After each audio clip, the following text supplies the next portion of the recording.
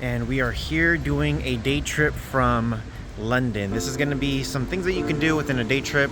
I'm going to leave in the description below through a Viator link that I used to go to Stonehenge, Oxford, and I think Windsor. So first stop is going to be Oxford. Let me know what you guys think in the comment section below if you guys have ever been here before, and if there's some stuff that you should see. A lot of Harry Potter stuff, a lot of cool things, a lot of old buildings. Yeah, if you guys are brand new to the channel, consider subscribing, and if you're a returning subscriber, welcome back. Let's go ahead and walk around Oxford and see what we find. Now, I did book with Viator, and it was a short 1 hour and 30 minutes bus ride from London all the way out to Oxford. Now, along the way, there was tons of things to see and lots of information as we were going through the city. I highly recommend bringing a small backpack with some water and some snacks. Oxford is a cathedral city and non-metropolitan district in the Oxfordshire, England. This place was founded in the 8th century. It was granted city status in 1542. The city is home to the famous University of Oxford, the oldest university in the English-speaking world. Now, if you're wondering about why a lot of this looks familiar, if you're a big Harry Potter fan, a lot of things were filmed here. The oldest reading room in the Bodleian Library was used for the Hogwarts Library in several films. The Divinity School next to the library was also used for the Hogwarts Hospital wing. Some other locations within Oxford was also the Christ Church Cloister Corridor, the Christ Church Staircase, the New College Gardens, and the Divinity School main room. Besides the church and the university, there is the Mausoleum Museum, the Oxford Castle and Prison, and also the Museum of Natural History. And don't forget to check out the Bridge of Sighs. There are so many things that you can see here, and this definitely brings you back to how it used to be back in the olden time.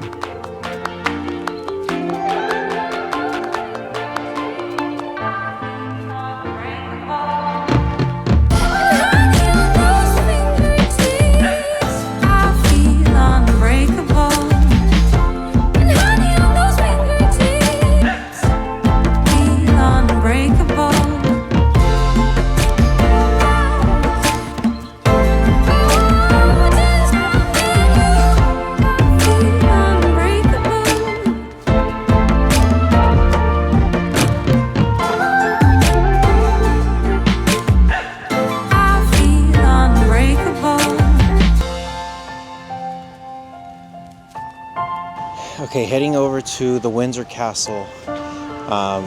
Pretty excited. This is, I think, where the king currently lives. This is where they buried the queen. There's tons of history in this place, and there's also a couple rules that you should know before you come in. So a couple rules when you do come to the Windsor Castle. The first thing is I had my camera taken away. It was a little tiny camera, and the reason why it got taken away was because it did have the DJI microphone. They said I wasn't allowed to record anything in there. If I was using my cell phone, then it was okay. So all these clips are going to be just from my cell phone. But they do have a very, very tight security, so be sure you follow those rules. Also, you can't bring water inside for some reason, so that was a little bit frustrating. Now, this is open to the public, however, it is limited access. To get in here, they always have limited tickets that they sell, so you have to be sure you book ahead of time or you come with a tour company because this place always sells out. The other thing is sometimes they don't sell tickets at all and they have it completely closed, sometimes for no reason given at all. So just keep all of that in mind.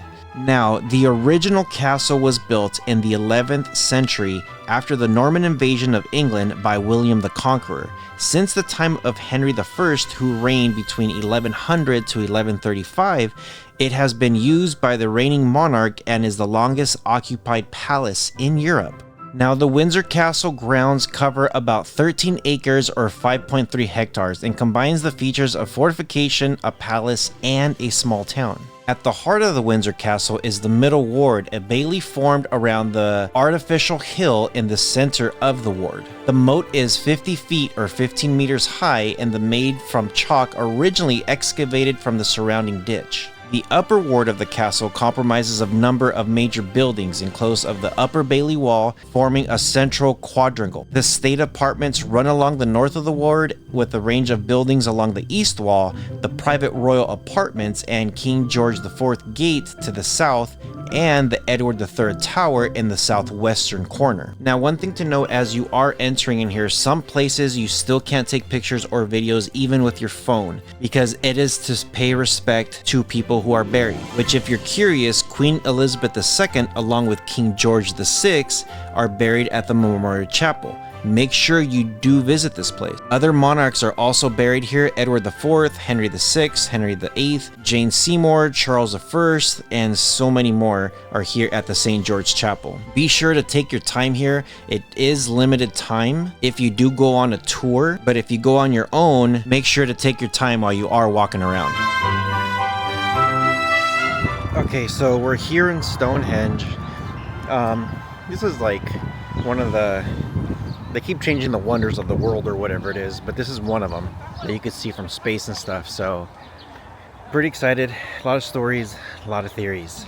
Stonehenge is a prehistoric megalithic structure on Salisbury Plain in Wiltshire. It consists of an outer ring of vertical Saran standing stones, each around 15 feet or 4 meters high, 7 feet wide or 2 meters wide, and weighing about 25 tons each. Before the monument, from 8000 BC, archaeologists have found 4 or possibly 5 large post holes. One may have been a natural tree, which date to around 8000 BC, beneath the nearby old tourist car park in use until 2013. It seems like there is a series of stones when they were first built. Stonehenge 1, 3100 BC, the first monument consists of a circular bank and ditch enclosed, made of C4 chalk. The second phase of construction occurred approximately between 2900 and 2600 BC, while the third phase was around 2600 BC. If you have some binoculars, you could actually see graffiti on the sarsen stones, including ancient carvings of a dagger and an axe. When you do come here, there is a walkway. You can't walk all the way up to the stones, but you get very, very close. Now, you may ask who and why built the stones. There is no definite evidence as to the intended purpose of Stonehenge. It was assumed a religious site and an expression of the power and wealth of the chieftains, aristocrats, and priests who had it built, many of whom were buried in the numerous barrows really close by. It is estimated that the Stonehenge was erected 500 to 1000 years before the first pyramids of Egypt were built. Some people believe that aliens are coming and this is the spot where they're going to pick everyone up. Whatever theory you believe, I think this is not just a pile of stones, and it is very cool to see up close and personal.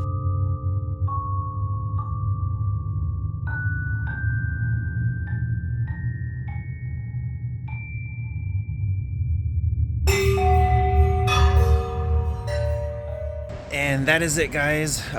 Here is the end of the day. Waiting for my driver to come get me.